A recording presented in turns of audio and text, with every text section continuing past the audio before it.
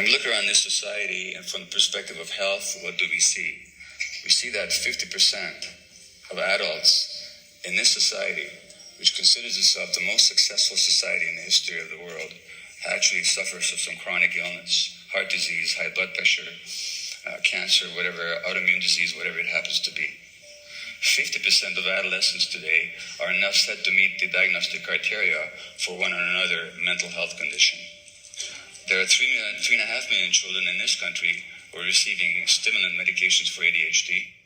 In the United States, the antipsychotics, risperidone and Seroquel, I think are in the top 4 to 6 prescriptions given out in this country, not to mention the antidepressants.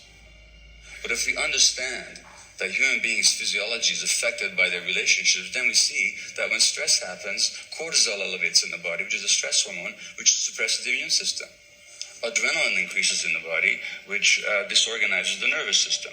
In the short term, they help you fight back or to escape, but in the long term, they actually can suppress the body. No wonder then that people who are isolated and stressed are more likely to develop disease, which is to say that the disease is not simply a manifestation of some physical process unique to them, but it reflects their particular lives in a particular environment, in a particular culture. So when I talk about the toxic culture that a materialistic society offers its members, what am I referring to? Well, materialism is really a system of belief or behavior which considers material things, and particularly the control and possession of material things, as more important than human values such as connection, love, or spiritual values such as recognizing the unity of everything.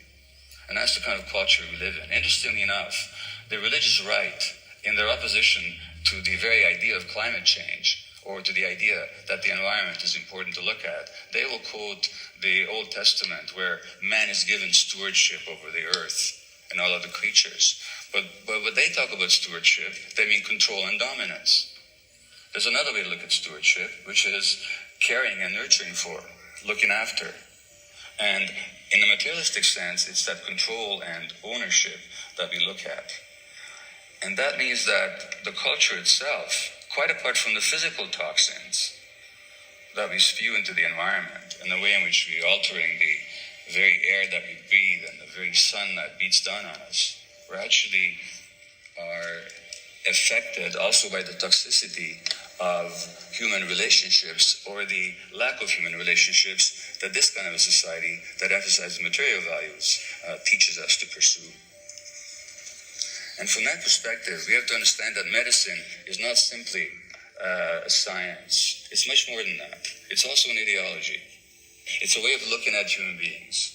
So when we look at human beings as individuals without understanding the importance of their social relationships and their emotional, psychological interactions with others, that's actually a manifestation of the individualistic perspective of the entrepreneur, who says that only I matter and what I gain or what I control matters.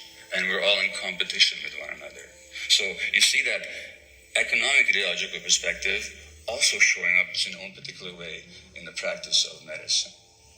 Well, reality is totally different. Reality tells us that we can't be separated. And this begins already in pregnancy. So a study out of Johns Hopkins University in 2004, for example, showed that the reactivity to stress of the fetus is affected by the stress, depression, or anxiety of the mother. So when you look at the heartbeat and the movement of infants in the womb, whose mothers are stressed, depressed, or anxious, you see different types of activity, and that will have lifetime effects. So this mind-body unity and this interaction of the environment and the individual begins already in the womb. A report out of Harvard earlier this year talked about the impact of toxic stress on children. And these children who experienced toxic stress because the environment was stressed, because their parents were highly stressed, or dysfunctional, or abusive, later on in life, they have a significantly increased risk of heart disease, obesity, diabetes mellitus, high blood pressure, and a whole list of other medical conditions. And from that same perspective again, when we look at something like the Obesity epidemic, which has 30% of kids in the United States overweight now, significantly overweight. It's not a food problem. Well, it is a food problem, the junk foods and all that. But it's mostly a stress problem. Because what people do is they soothe their stresses, like any addiction. They soothe their stresses with their addictive behaviors. And those junk foods work in the short term because they release feel-good hormones in the brain. So if you want to look at children and prevent obesity, it's not enough to tell them not to eat junk foods or to get more exercise. You have to say what's lacking in their lives that they're so stressed, that they have to soothe themselves in that particular way.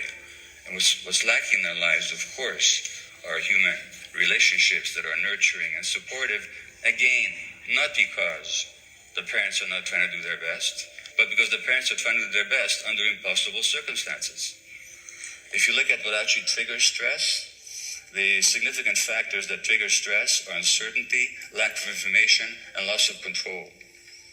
Now, what happens in a culture where the economy is going on a tube, where decisions are made far away by people who don't even know you and you don't know who they are, and your life is very much affected by these large forces over which you have increasingly a sense that you have no control or even influence over?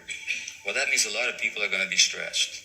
A lot of uncertainty. A lot of people are going to be stressed. And that stress then will lead to addictive behaviors. That stress then will lead to parents passing that stress on to their children.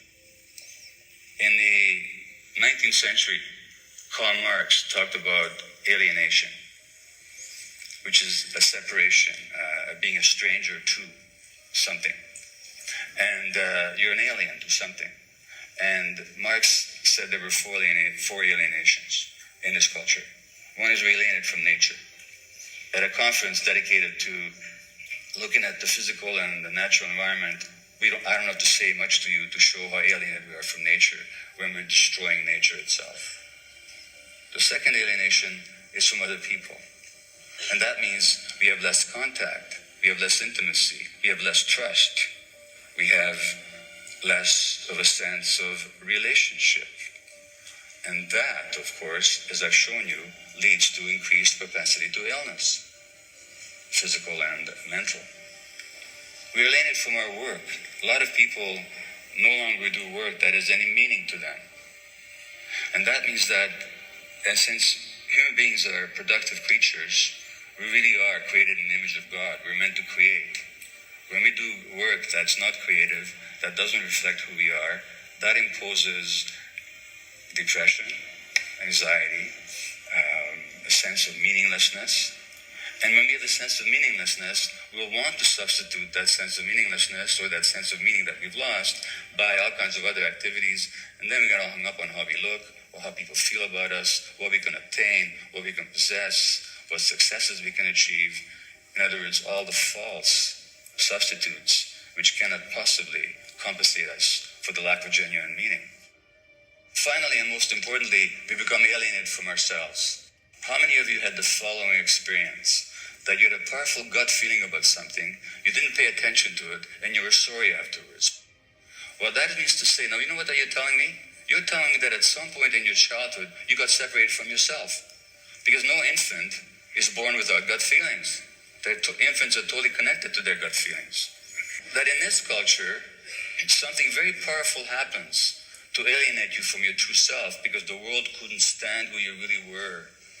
And your parents were too stressed themselves to honor and recognize who you really were. Just as a parent, I did that to my kids without meaning to. And then we become alienated from ourselves. We shut down our gut feelings. And our gut feelings are not luxuries, you know. They tell us what is right and what is wrong. They tell us what is dangerous and what is friendly. They tell us what is safe and what is dangerous. And they tell us what is true and what is false. So when we're alienated from our gut feelings, we no longer have a sense of reality, no longer a sense of truth. Well, the good news is that human beings can regain their sense of connection to themselves, just as we can regain our sense of connection to our nature. And empathy, which is a genuine human quality, is in us. We're actually wired for empathy. That's our nature as human beings. So contrary to the myth in our culture that we're separated, individual, aggressive, competitive creatures, we're actually wired for empathy, wired for connection, wired for love, wired for compassion. So really, to move forward, all we have to do